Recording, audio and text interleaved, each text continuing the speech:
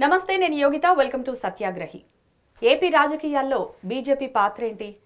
అసలు కూటమి ప్రభుత్వంలో బీజేపీ నామమాత్రపు పాత్ర పోషిస్తోందా?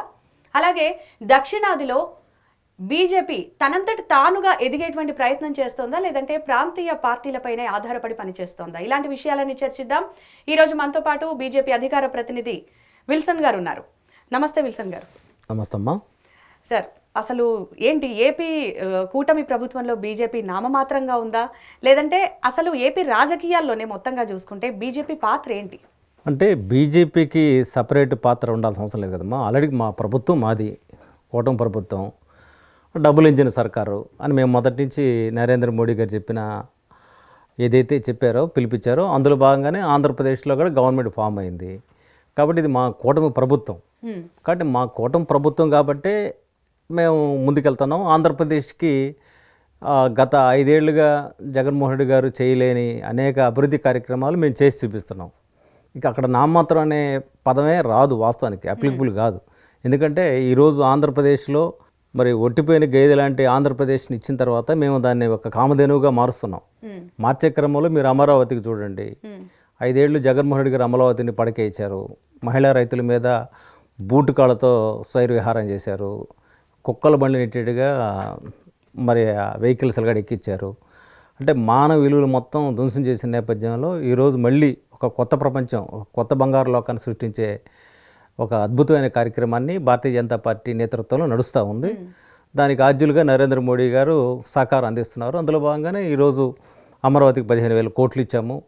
అంటే గమనించాల్సింది ఏంటంటే అమరావతికి అంటే కొత్త రాష్ట్రానికి మిగతా రాష్ట్రాల్లో 5,000 కోట్లు ఇస్తే మొత్తంగా అంతకుముందు ఇచ్చిన 2,500 కోట్లతో ఇప్పుడు మళ్ళీ 15,000 కోట్లు మొత్తం కేంద్రం కట్టేది. ఇది రాష్ట్రం ప్రజలు ఎవరి మీద భారం పడదు. కాబట్టి అమరావతికి డబ్బులు ఇచ్చాం, పోలవరానికి నిధులు ఇచ్చాం. అదేవిధంగా తాజాగా చూసుకుంటే విశాఖ స్టీల్ ప్లాంట్ సంబంధించి 11,000 కోట్లు ఉద్దీపన ప్యాకేజ్ ఒకటి ప్రకటించాం. విశాఖ రైల్వే జోన్ ఇచ్చాం. ఎందుకని ప్రైవేటీకరిద్దాం అనుకున్నారు? లేదు కదా, ఆ ప్రైవేటీకరించి ఆలోచన ఉంటే ఈ ఉద్దీపన ప్యాకేజ్ ఒకటి రాదు కదా. అంటే మొదటి నుంచి కూడా ఇక్కడ మనం గమనించాల్సింది ఏంటంటే స్టీల్ ప్లాంట్ అనేది ఒక ఎమోషన్, అదొక ఆర్థిక వనరు మాత్రమే కాదు. ఎందుకంటే తెలుగు వాళ్ళు బలిదానాలతో, ఈ తెలంగాణ ఆంధ్రప్రదేశ్ సంబంధించిన తెలుగు వాళ్ళు బలిదానాలతో పురుడు పోసుకుంది Visakha steel plant. Visakha steel plant ఈరోజు కొన్ని వందల వేల మందికి ఉద్యోగాలు ఇస్తూ వాళ్ళ జీవితాలు మారడం కోసం ఉపయోగపడుతున్న ఒక పెద్ద వేదిక, అది ఒక పెద్ద సంస్థ. కాబట్టి దాన్ని మేము అడ్రస్ చేసాం. విశాఖ స్టీల్ ప్లాంట్ వాస్తవానికి నిరర్ధక అనే ఒక అంశాల్లో ఒక 100వ ప్లేస్లో ఉందనేది మాకున్న డేటా. దాన్ని జీవీ నరసింహారావు గారు కూడా గతంలో చెప్పారు. ఇది వాస్తవాలు మనం ఇప్పుడు విస్మరించలేం. కాబట్టి 100 ప్లేస్లో ఉన్నప్పటికి కూడా ఇది కాపాడబడాలని చెప్పని మేము నిర్ణయించుకున్నాం.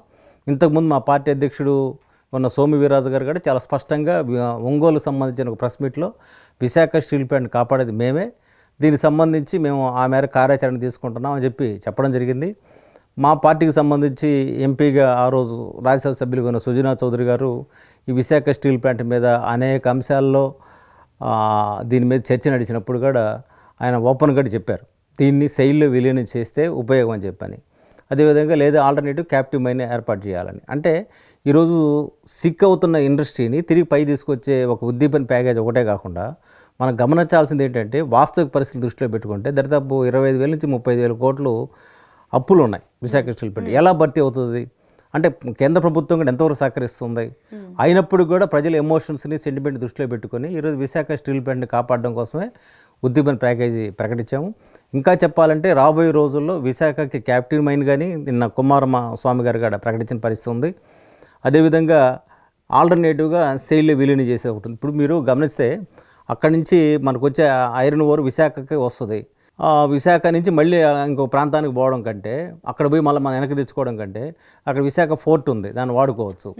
అదేవిధంగా ఇప్పుడు దాని కెపాసిటీ ఏంటంటే 7.2 లక్షల టన్నుల కెపాసిటీ ఉండి ఇప్పుడు మనం ఎంత ఉత్పత్తి చేస్తున్నాం? 4 టన్నులు ఉత్పత్తి చేస్తున్నాం, 4 లక్షల టన్నులు ఉత్పత్తి చేస్తున్నాం. అంటే దాని కెపాసిటీ ఆ మేరకు ఉంది, దాన్ని డెవలప్ చేయాలి. అదేవిధంగా దాంట్లో కొన్ని లోపాలు ఉన్నాయి, దాన్ని సరిచేయాల్సిన అవసరం ఉంది. దానికి సీఎండీ లేని పరిస్థితి, ఎగ్జిక్యూటివ్ డైరెక్టర్స్ ఉంటారు, వాళ్ళు లేని పరిస్థితి. 50-60 మంది మేనేజింగ్ డైరెక్టర్లు ఉండాల్సి వస్తే ఈరోజు 6-7 ఉన్న పరిస్థితి. వీటన్నిటిని చక్కదిద్దడం కోసం మరి కేంద్ర ప్రభుత్వం ఒక స్పష్టమైన వైఖరితో ముందుకెళ్ళి వీటన్నిటిని సెట్ చేయాలనుకుంటున్నారు. దీనికి సంబంధించి విశాఖ స్టీల్ ప్లాంట్ కాపాడాలని మా పార్టీ అధ్యక్షులు పురంధేశ్వర్ గారు కూడా అమిత్ షాతో మాట్లాడడం జరిగింది. తర్వాత వైష్ణవ్ గారితో కూడా దాని మీద లేఖలు ఇవ్వడం జరిగింది. దీని మీద నిర్మలా సీతారామన్తో కూడా మాట్లాడడం జరిగింది. మొత్తం మీద ఏంటంటే ఇది అందరూ సమిష్టి కృషితోనే మళ్ళీ తిరిగి పట్టాలు ఎక్కడం జరుగుతూ ఉంది. అంటే ఇక్కడ మనం గమనించాలంటే నామమాత్ర పాత్ర కాదు, మొత్తం పాత్ర మాదే. వితౌట్ భారతీయ జనతా పార్టీ జనాల మీద ట్యాక్సులు గుద్దే పాత్ర కూడా మీదే కదా. అంటే అది ఒక ఆంధ్రప్రదేశ్లో కుదరడమే కాదు కదా, భారతదేశం మొత్తం మీద మనం వేసే ట్యాక్స్ ఎవరికి వెళ్తుంది? మీకు కూడా వెళ్తుంది, మీకు కూడా వస్తుంది. అందులో నుంచి ఒక రూపాయి వస్తుంది. సామాన్యుల మీద అయితే గుదిబండే అని ఫీల్ అవుతుంది. అసలు ట్యాక్స్ సిస్టమ్ ఏంటి, అసలు దాని అంతరార్థం ఏంటి? ట్యాక్స్ వేస్తేనే రోడ్లు వస్తాయి, ట్యాక్స్ వేస్తేనే అంతరిక్షంలో పోయే మనకి అంతరిక్ష పరిశోధన జరుగుద్ది, ట్యాక్స్ వేస్తేనే అన్ని నడుస్తాయి. అంటే ఏదైనా వస్తువు కొనాలన్నా అమ్మాలన్నా ఈ ట్యాక్స్లో మోత మోగడం అనేది సామాన్యులకి ఎంతవరకు ఉపయోగపడుతుంది అంటారు? ఇప్పుడు జిఎస్టీ వేస్తే ఆ జిఎస్టీ ఆదాయం ఎవరికి వస్తుంది? రాష్ట్రానికే వస్తుంది. కాబట్టి ఇక్కడ మనం గమనించాల్సింది ఏంటంటే అంతకుముందు లేని వ్యవస్థను ఒక నిర్మాణం చేసుకున్నాం. భారతదేశంలో అన్ని రాష్ట్రాల ఆమోదంతో జిఎస్టీ నడుస్తూ ఉంది, అన్ని రాజకీయ పార్టీల ఆమోదంతో. ఆ డబ్బులు రాబట్టే కదా మనం రోడ్లు వేసుకుంటున్నాము, ప్రాజెక్టులు వేసుకుంటున్నాము, కడుతున్నాము. ఈరోజు పోలవరం డబ్బులు ఎక్కడి నుంచి వస్తాయండి? మీరు అమరావతికి డబ్బులు ఎక్కడి నుంచి వస్తాయి? మీరు ఆ లాజికల్గా ఆలోచించండి. ఆ లాజిక్ అనేది క్లారిటీగా జనాల్లోకి ఎందుకు తీసుకెళ్ళలేకపోతున్నారు? ఇలా నెగటివిటీ స్ప్రెడ్ అవుతుంది కదా. ఇప్పుడు ఒక గ్లాసులో సగం నీళ్ళు ఉంటాయి, పాజిటివ్ దృక్పథం ఉన్నవాళ్ళు సగం ఉన్నాయంటాడు, నెగిటివ్ దృక్పథం వాళ్ళు సగమే ఉన్నాయంటాడు. అంటే మనం ఎలా చూస్తున్నాం?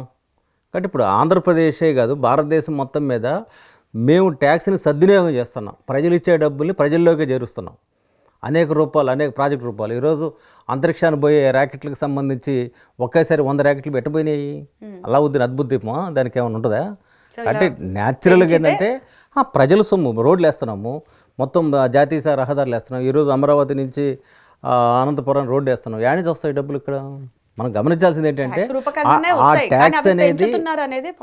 ఆ ట్యాక్స్ అనేది సద్వినియోగం చేస్తున్నాం ఒకటి. ఇక పెంచడం అంటారా? వాస్తవాన్ని మీరు చూడండి, రైతాంగం సంబంధించిన సమస్యలు ఉన్నాయి. దరిదాపు 2 లక్షల కోట్ల పైన రైతాంగానికి సంబంధించి మనం ఇప్పుడు ఏదైతే రైతు భరోసా కేంద్రాలు అని మనం పెట్టుకున్నామో ఈ రైతులు ఇది మనం ఇస్తున్నాము. అదేవిధంగా ఇండస్ట్రీస్ వైపు మనం దృష్టి పెడుతున్నాము. ఎంఎస్ఎంఈల పేరుతో దరిదాపు 2 లక్షల కోట్ల పైనే ఇస్తున్నాము. మీరు చూడండి, స్టాండప్ ఇండియా అనే పథకం తీసుకొచ్చి ఆ పథకం ద్వారా 2 కోట్ల వితౌట్ సెక్యూరిటీ లోన్స్ ఇస్తున్నాము. తర్వాత venture capital investment schedule caste అని పేరు దళితుల్ని ముందు తీసుకెళ్లే క్రమంలో 15 కోట్ల వరకు ఇస్తున్నాం. అంటే ఇట్ట చెప్పుకుంటూ పోతే అనేక పథకాలు ఉన్నాయి. మీరు ఇంకా గమనించండి, వెల్ఫేరు. ఆ రోజు కరోనా వచ్చిన తర్వాత కరోనా నుంచి పబ్లిక్ని అంటే ఎంటైర్ ఇండియాలోని మన జనాన్ని కాపాడడం కోసం ₹1 వాళ్ళు ఖర్చు పెట్టుకోకుండా 30,000 కోట్లు పెట్టి మనం దానికి సంబంధించిన వ్యాక్సిన్ ఇచ్చాం. దాని అర్థం ఏంటి? ఎక్కడి నుంచి వస్తుంది 30,000 కోట్లు? మన డబ్బులే, నో ప్రాబ్లం. అంటే మన డబ్బులే మనం తిరిగి మన ప్రజలు ఖర్చు పెడుతున్నాం.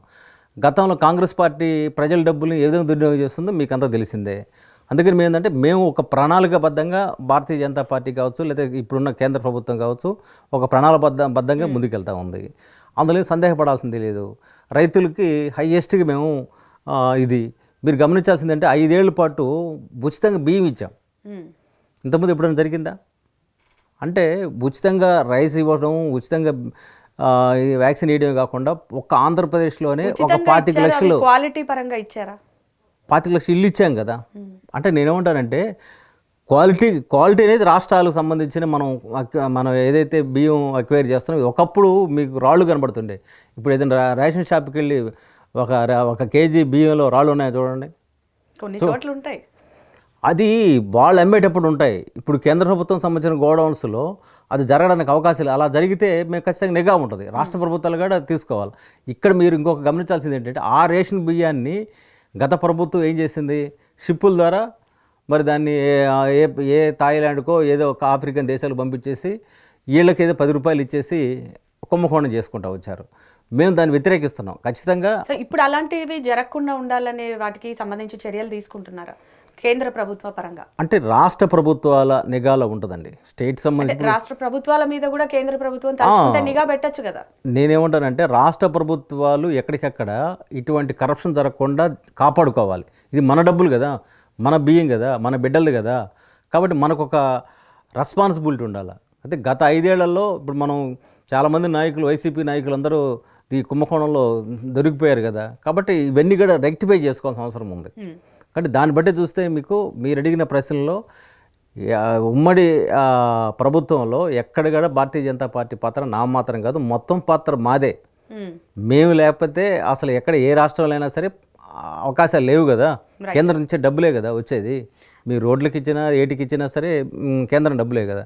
కాబట్టి మా పాత్రని తక్కువ చేసి ఎవరన్నా అంటే అది కేవలం ఉద్దేశపూర్వకంగానో లేదా భారతీయ జనతా పార్టీ సైజు తగ్గించాలని చేసే ఆ కుట్ర కుతంత్ర రాజకీయాలు. కానీ దక్షిణాదిలో చూసుకుంటే బీజేపీ తనంతట తానుగా ఎదిగే ప్రయత్నం చేయకుండా ప్రాంతీయ పార్టీల మీదే ఆధారపడి ప్రయత్నించడం ఏంటి అసలు? అంటే సొంతంగా ఎలాంటి ప్రణాళికలు చేస్తోంది?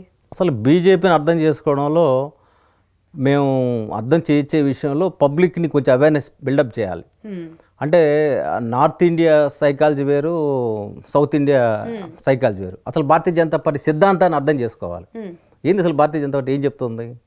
అసలు ఈ దేశంలో ఉండే రాజకీయ పార్టీలకు ఏదైనా సిద్ధాంతం ఉందా? మీరు చెప్పండి, ఒక పార్టీకి సిద్ధాంతం ఉందా చెప్పండి. ఏ పార్టీ అని తీసుకోండి, వాళ్ళ సిద్ధాంతాలు వాళ్ళు చెప్తూ లేవు. చెప్పినట్టే అందుకే చెప్తున్నాను. మీరు కమ్యూనిస్ట్ పార్టీలు తీసుకోండి, కమ్యూనిస్ట్ పార్టీ సిద్ధాంతం ఏముంది? కార్ల్ మార్క్స్, ఏంగిల్స్, లెనిన్, లేకపోతే దాస్ క్యాపిటల్ అంటారు, వాళ్ళది వర్గ సిద్ధాంతం. కానీ భారతదేశం అనేక కులాల సమాహారమే కదా. ఎవడైనా కులాన్ని వదిలేస్తున్నాడా? వదలరు. కాబట్టి ఇక్కడ నేనేమంటానంటే భారతీయ జనతా పార్టీ మూల సిద్ధాంతం అంత్యోదయ.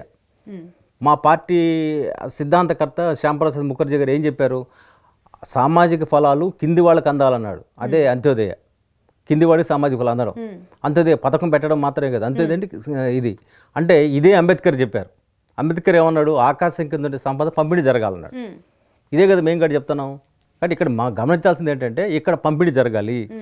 రాబోయే రోజుల్లో కూడా బడుగు బలహీన వర్గాలకు సంబంధించిన ప్రయోజనం కలగాలి. అదేవిధంగా దేశాన్ని మొత్తాన్ని కట్టిపడేయడానికి ఒక చెంగాల పోదంట్లో ఒక జీవన విధానం ఉండాలి కదా. అదే మేము హిందూ జీవన విధానం అంటున్నాం. హిందూ జీవన విధానం అంటే అదే హిందూ మత గురు చెప్పడం కాదు. కాబట్టి భారతదేశంలో ఉండే 140 కోట్ల మంది ప్రజలు మొత్తం భారతీయులందరూ హిందువులే. ఆ తర్వాతనే ఇతర మతాల్లోకి అవసరాల కోసమో లేదా మా మనోభావాలు దెబ్బతిన్నాయనో షిఫ్ట్ అయిన వాళ్ళు ఉంటారు. హిందుత్వం మతం కాదు, హిందుస్థాన్ అనేది మీరు చెప్పాలనుకుంటున్నారు. హిందూ జీవన విధానం, ద లైఫ్ స్టైల్. అరిషడ్ వర్గాలు అంటాము, తర్వాత షోడశ సంస్కారాలు అంటాము. ఇవన్నీ ఎక్కడి నుంచి వస్తాయి? మీరు చూడండి, మీ అమెరికాకో ఇంకొక దేశానికో పోయి చూడండి, అక్కడ ఇంట్లో వృద్ధురాలు ఉండరు. కానీ మన దేశంలో తండ్రిని కాపాడుకోవాలి, తల్లిని కాపాడుకోవాలి, అమ్మమ్మ నాన్నమ్మని ఇంకెక్కడ వేరే దేశంలో ఉందా? ఇదే మనం చెప్తున్నాం. ఇదే జీవన విధానం. మతం అనేది పూర్తిగా నువ్వు ఇంట్లో కూర్చొని నువ్వు నమాజ్ చేసుకో లేదా ప్రేయర్ చేసుకో, ఏమన్నా మానవ విలువలు ఇది చెప్తున్నాం. ఇది అర్థం కావడానికి కొంత టైం పడుతుంది సౌత్ ఇండియాలో. ఇది కొంత అర్థమైంది కాబట్టి అవేర్నెస్ ఉంది కాబట్టి నార్త్ ఇండియాలో మరి పార్టీ కొంత స్పీడప్ ఎలా జరుగుతుంది? అవేర్నెస్ మేమందరం అందుకే కదా పార్టీలో మేము మీలాంటి మీడియా ఛానల్స్ ద్వారా ప్రజల్లోకి ఆ చైతన్యం తీసుకెళ్తున్నాం. అంటే ఎందుకంటే మీరు చూడండి, కరప్షను కాంగ్రెస్ పార్టీ హయాంలో ఎలా ఉంటుంది, భారతీయ జనతా పార్టీ హయాంలో ఎలా ఉంటుంది. కాంగ్రెస్ పార్టీ వీళ్ళందరికీ సపోర్ట్ చేసింది కదా. మీరు చూడండి, తమిళనాడు చూడండి, కనుమొళి కానీ రాజా కానీ బొగ్గు కుంభకోణం వీళ్ళన్నింటిలో ఇరుక్కున్నారు కదా. వాళ్ళకందరికీ ఎవరు సపోర్ట్ చేశారు గతంలో? కాంగ్రెస్ పార్టీ, సోనియా గాంధీ, రాహుల్ గాంధీ వాళ్ళ సపోర్ట్తోనే ఈ కరప్షన్ జరిగారు. మా హయాంలో ఎక్కడన్నా కరప్షన్ దేశంలో చూపించండి మీరు చూద్దాం. అంటే మేమంటే రెస్పాన్సిబిలిటీ, ప్రజల సొమ్ముని పందికొక్కుల్లాగా దోచుకోవడం అనేది ఆ పార్టీ ద్వారా జరిగింది. దీనికి అనేక సాదృశ్యాలు చూస్తున్నాం, అనేక సాక్ష్యాలు ఉన్నాయి. అందుకని మేమంటే సౌత్ ఇండియాలో కూడా పార్టీ పెరగాల్సిన అవసరం ఉంది. మీరు చూడండి, కర్ణాటకలో మన దగ్గర బీజేపీ గవర్నమెంట్లో ఉండే ఏ విధంగా ఉన్నాయి వాల్యూస్, ఈరోజు పరిస్థితి ఏ విధంగా ఉంది చూడండి.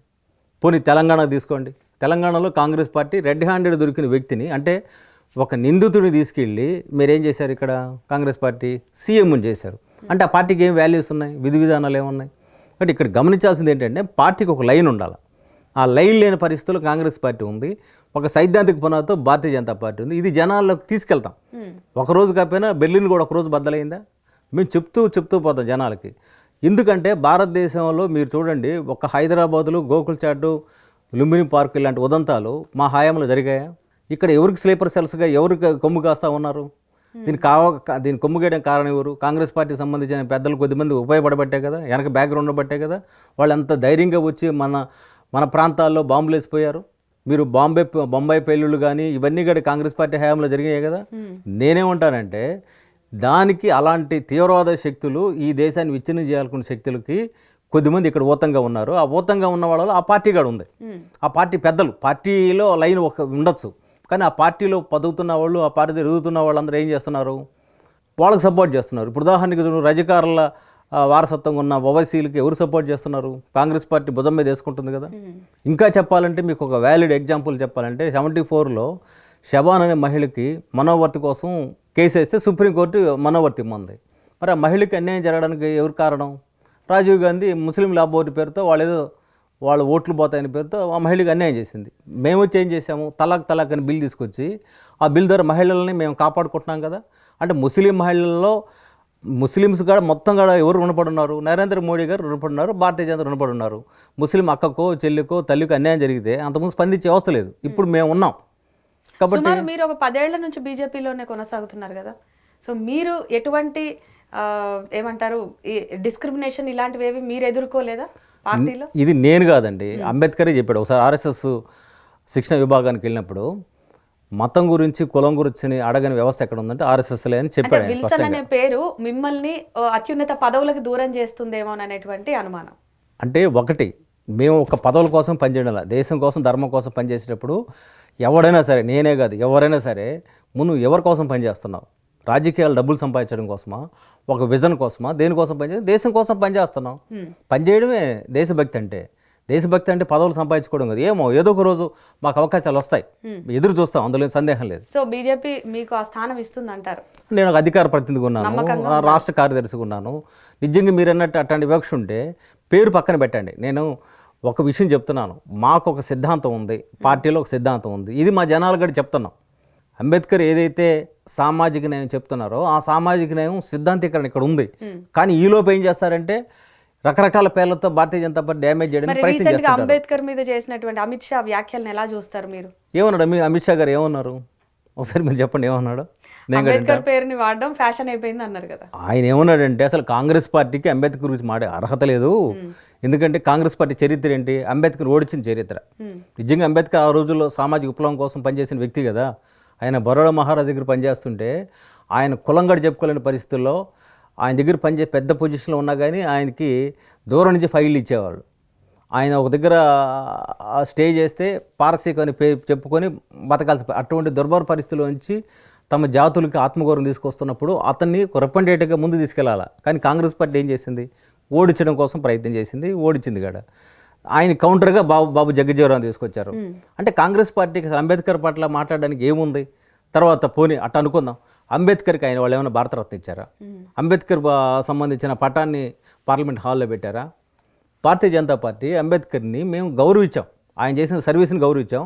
ఆయన పుట్టిన ప్రాంతం, ఆయన చనిపోయిన ప్రాంతం, ఆయన కూతురు చనిపోయిన ప్రాంతం, ఆయన చదువుకున్న ప్రాంతం లండన్ కావచ్చు, లేకపోతే ఇంకొక ప్రాంతం కావచ్చు, వీటన్నిటిని తీర్థక్షేత్రాలుగా చేసి ఈ 5 తీర్థక్షేత్రాల్లో మేము ఆయన స్మారక చిహ్నాలు పెట్టాం.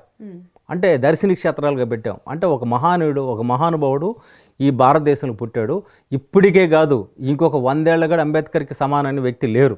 ఎడ్యుకేషన్లో హిందువులందరినీ కూడా మత మార్పిడి చేయడం, వాళ్ళని మానసికంగా ఆడవాళ్ళని అయితే రకరకాలుగా వాళ్ళని హింస పెట్టడం, ఇవన్నీ చేసిన తర్వాత ఆయన పెద్ద బుక్ రాస్తే అప్పుడే చెప్పాడు, ఇస్లామిక్ కంట్రీలో దళితులకు హక్కులు ఉండవు, మానవ హక్కులుగా ఉండవు అని చెప్పి చేశాడు. అంబేద్కర్ ఇక్కడ ఆగిపోయాడు.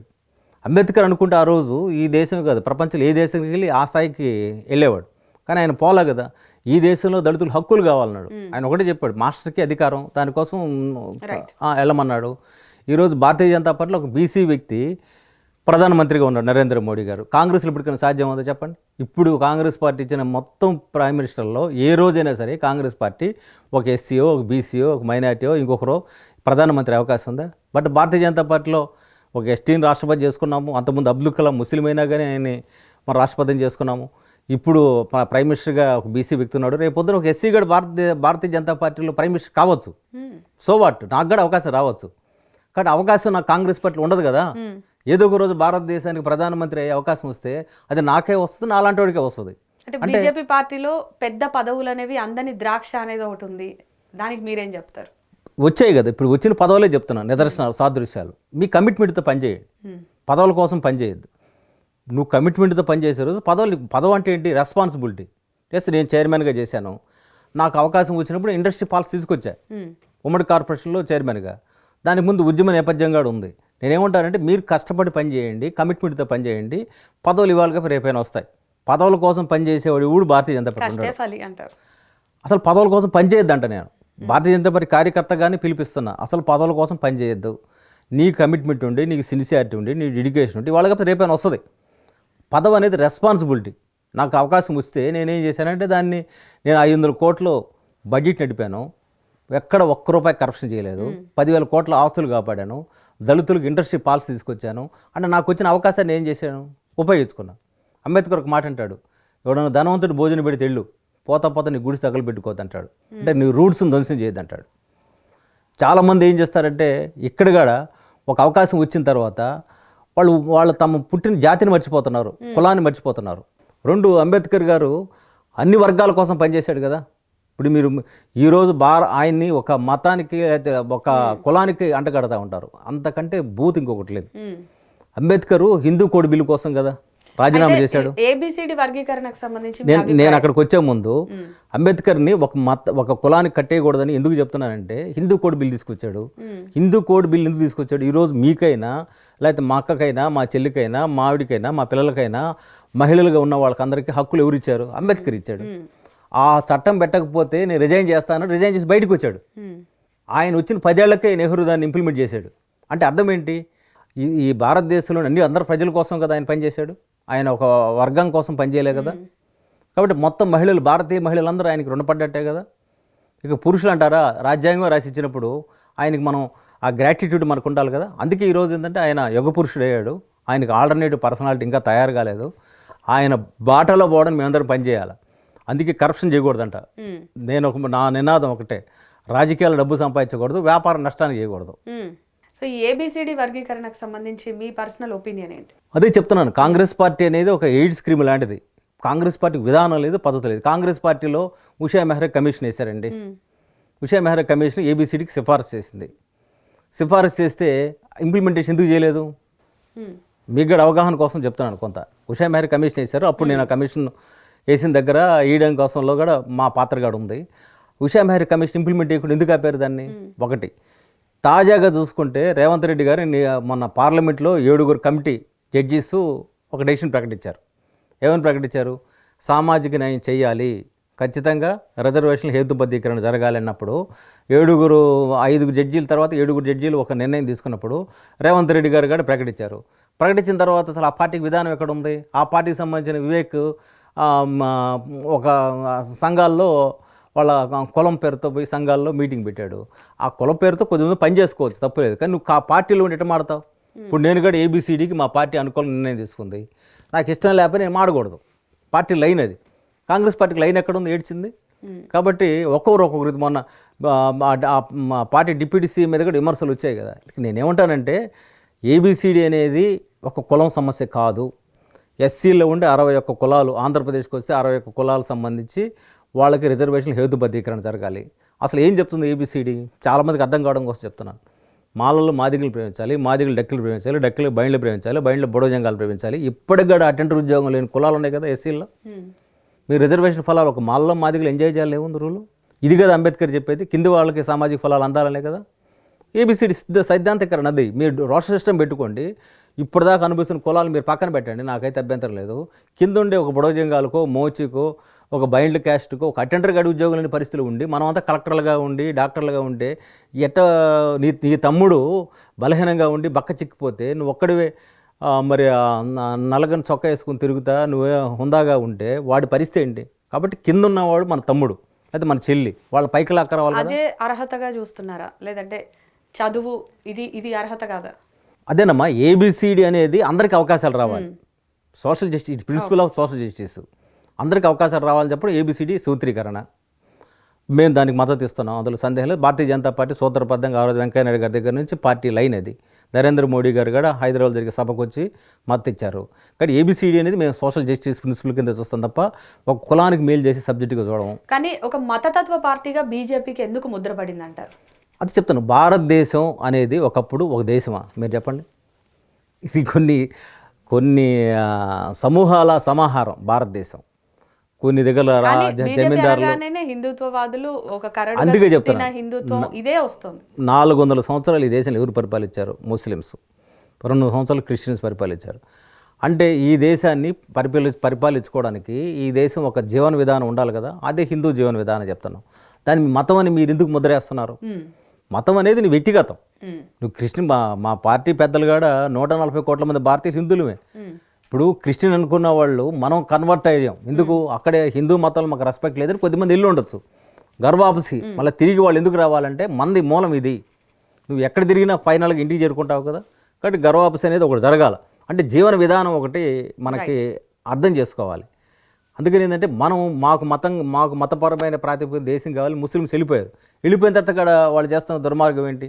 ఈరోజు గోకుల్ చాటు లేకపోతే లుంబిని పార్కు ఇటువంటి ఉదంతాలకు తెలిసిన ఉదంతాలకు కారణం ఎవరు? పాకిస్తాన్ వెనక బ్యాక్గ్రౌండ్ స్కోర్ నడిచిందా లేదా? అంటే భారతదేశంలోని మెజార్టీ ప్రజల కోసం నువ్వు మాట్లాడకపోతే నీకు పార్టీ ఎందుకు పెట్టుకున్నావు? ఏమి ఏడవడం కోసం పెట్టుకున్నావు? నేను డైరెక్ట్ కాంగ్రెస్ని ప్రశ్నిస్తున్నాను, కమ్యూనిస్టులను ప్రశ్నిస్తున్నాను. మీరు ఎవరి కోసం పెట్టారు పార్టీలు? ఇప్పుడు బంగ్లాదేశ్లో హిందువులు భారతీయులే కదా, వాళ్ళు ఇక్కడి నుంచి మన సమూహమే కదా, మన అన్నలో చెల్లెలు లేకపోతే మన తండ్రులు అక్కడికి వెళ్ళారు కదా, బతుకుతున్నారు. ఇక్కడ ముస్లిమ్స్ బతుకుతున్నారు. మనం వాళ్ళని దూరంగా మీరు అణిచివేయాలి మనం అనడం లేదుగా, అణిచివేసే తప్పే అంటాంగా మనం. కాబట్టి ఇక్కడ మనం ప్రశాంతంగా పాత బస్తీలో ముస్లిమ్స్ బతుకుతున్నారు, అంతే ప్రశాంతంగా బంగ్లాదేశ్ హిందువులు బతకడం లేదు. దానికి ఎందుకు మనం వాళ్ళు హింస పెడుతుంటే ఎందుకు మనం రియాక్ట్ కావడం లేదు? అందుకే నేనేమంటానంటే భారతదేశం మొత్తం మీద ఒకే ఒక్క పార్టీకి మాత్రమే ఓటు అడిగే హక్కు ఉంది, అదే భారతీయ జనతా పార్టీని స్పష్టంగా చెప్తున్నాను నేను. మరి ఏపీలో కూటమి ఫార్ములాతో వచ్చారు, సక్సెస్ అయ్యారు, మరి అదే ఫార్ములాని ఎందుకు ఇక్కడ తెలంగాణలో అప్లై చేయలేకపోయారు? ఇక్కడ కూడా మాతో మిత్రులు కలిసి వస్తే మేము కలుపుకుపోతాం కదా. తెలంగాణకు వచ్చేసరికల్లా మొన్న దగ్గరగా వచ్చాం కదా, దగ్గరగా వచ్చి ఎంపీ సీట్లు వచ్చాయి, ఎమ్మెల్యే సీట్లు వచ్చాయి. ఇంకా మేము అవేర్నెస్ బిల్డప్ చేసుకోవాలి ప్రజల్లో. ఖచ్చితంగా ఏబిసిడి అనేది అమలైతే ఇక్కడ ఉండే మెజార్టీ దళితుల్లో ఒక వర్గం 99% ఓట్లు వేస్తారు, సందేహం లేదు. కానీ వాళ్ళలో సమాచారం పోవాలా. అదేవిధంగా వీకర్ సెక్షన్ మేము నాయకత్వం కూడా బలహీన వర్గాలకు అప్పచెప్పాం. ఇక్కడ నేనేమంటానంటే క్రమేణా భారతీయ జనతా పార్టీ మాత్రమే వీకర్ సెక్షన్కి నాయకత్వం ఇస్తుంది. ఏపీలో చూసుకుంటే పవన్ కళ్యాణ్ అంటే మీ పార్టీ పవన్ కళ్యాణ్ ముందా వెనకాల అంటే ఏం చెప్తారు? ఎందుకంటే అటు చంద్రబాబుతో పడకపోయినా సరే కలిసి కాపురం చేయాల్సిన పరిస్థితి బీజేపీది అనేటువంటి దానికి. పవన్ కళ్యాణ్ చంద్రబాబు పడకపోవడం ఏంటి? ఆయన డిప్యూటీ సీఎం క్యాడర్లో పనిచేస్తున్నారు. బీజేపీకి అంటున్నా క్యాడర్లో మాకు మిత్రుడిగా ఉన్నాడు కదా ఆయన మొదటి నుంచి. ఇప్పుడు టీడీపీ లాస్ట్లో మాతో అలయన్స్ అయింది, కానీ దానికి ముందు నుంచి మాకు పవన్ కళ్యాణ్ మిత్రుడిగా ఉన్నాడు కదా. ఇక్కడ సోషల్ జస్టిస్ ప్రిన్సిపల్ చూసుకున్నప్పుడు మేము ఆల్టర్నేటివ్ కమ్యూనిటీస్ని కొన్నింటిని పికప్ చేస్తున్నాం కదా. అంతకుముందు కన్నా లక్ష్మీనారాయణ, తర్వాత సోమి వీర్రాజు, కాపు కమ్యూనిటీ నుంచి లీడర్షిప్ పెరుగుతుంది కదా. పెరుగుతున్నప్పుడు న్యాచురల్గానే మేము ఒక లీడర్షిప్ని ఎంకరేజ్ చేస్తాం, అందులో డౌట్ లేదు. ఆ సోషల్ ఇంజనీరింగ్ భాగంగా పవన్ కళ్యాణ్ మాతో జర్నీ చేస్తున్నాడు. ఆ జర్నీ అనేది కంటిన్యూ అవుతుంది, అది అన్బ్రేకబుల్. అది అయితే బీజేపీ సిద్ధాంతం జనసేన సిద్ధాంతం ఒకటి కాకపోయినా సరే పవన్ కళ్యాణ్కి సపోర్ట్ చేస్తున్నారా లేదా? అంటే ఏదైతే సనాతన ధర్మం అంటూ పవన్ ముందుకు రావడం, దానికి సపోర్ట్ చేయడం, వీటన్నిటిని ఏమనుకోవాలి? ప్రతి మతంలో సనాతన ధర్మం ఉంటుంది. హిందూ మతంలో ఉంటుంది, ముస్లిమ్స్లో ఉంటుంది, అందరిలో ఉంటుంది. సనాతన ధర్మాన్ని వక్రీకరించి మాట్లాడుతుంది ఎవరు అక్కడ? తెలంగాణ ముఖ్యమంత్రి కొడుకు దయానిధి మారన్. ఆ పిల్లడికి ప్రాథమిక పరిజ్ఞానం లేదు. సనాతన ధర్మం అంటే పూర్వీకులు ఆచరిస్తున్న విధానం, జీవన విధానం.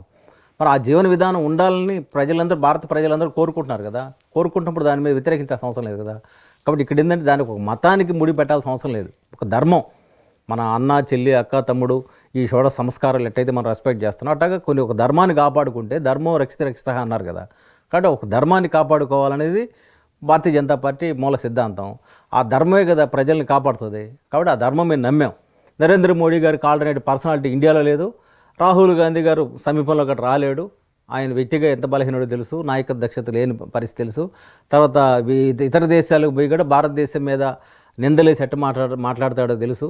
ఇవన్నీ తెలిసినప్పుడు రాహుల్ గాంధీ గారు ఎప్పుడు కూడా నరేంద్ర మోడీ గారు దగ్గర కూడా రాలేరు కదా. ఆయన 10 అనుకుంటే 2-3 దగ్గర ఆగిపోయాడు కదా. కాబట్టి కాంగ్రెస్ పార్టీ ఏంటంటే కులాలు రెచ్చగొట్టుకుంటుంది, లేకపోతే ఒక మతం కోసం మేమేదో మీకు సపోర్ట్గా ఉన్నాం అనేది వాళ్ళు ఎస్టాబ్లిష్ చేసి ఆ మతాన్ని ఓట్ల కోసం వాడుకుంటున్నారు. సో ఓవరాల్ గా వచ్చే ఎన్నికల్లో బీజేపీకి పోటీ ఏ పార్టీ అనుకుంటున్నారు? దాంతో పాటుగా ఈ ప్రాంతీయంగా అంటే సౌత్ లో మొత్తంగా ఎదగడానికి, అంటే సొంతంగా బీజేపీ ఎదగడానికి ఎలాంటి ప్రణాళికలు సిద్ధం? అసలు వాస్తవాన్ని చెప్పుకోవాలంటే సైద్ధాంతికంగా మాకు ఆల్టర్నేటివ్ లేరు. వీళ్ళు ఏం చేస్తున్నారంటే కులాన్నో లేకపోతే ఇంకొక మతాన్ని రెచ్చగొట్టుకొని ఓటు రాజకీయం చేస్తున్నారు. ఓటు బ్యాంక్ రాజకీయం ముఖ్యం కాదు, దేశం ముఖ్యం, ధర్మం ముఖ్యం. నీకు దేశం పోయిన తర్వాత ఏం చేస్తారండి? దేశం మన రోహింగ్యాలను చూసాం కదా, వాళ్ళకు ఒక దేశం లేకుండా తిరుగుతూ ఉన్నారు కదా. నీకు దేశం ఎంత వాల్యుబుల్? ఇప్పుడు ఆఫ్ఘనిస్తాన్లో మహిళలు హక్కులు ఉన్నాయా?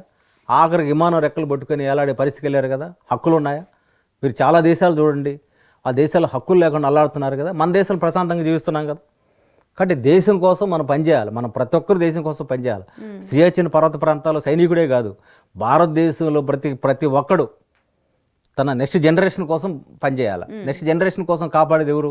భారతీయ జనతా పార్టీ సైద్ధాంతిక పునాది తప్ప ఇంకొక పార్టీకి ఆ పునాది ఉందా? నెక్స్ట్ జనరేషన్ వాళ్ళు కాపాడుతున్నారు ఎక్కడన్నా. కాబట్టి మేము చెప్పేది ఏంటంటే దేశాన్ని కాపాడుకోవాలి. దేశాన్ని కాపాడుకోవడానికి ప్రతి ఒక్కరు సైనికుడు కావాలి. అక్కడే కాదు, అందుకే భారతదేశంలో బీజేపీలో ఉన్న ప్రతి కార్యకర్త ఒక సైనికుడే, అందులో సందేహం లేదు.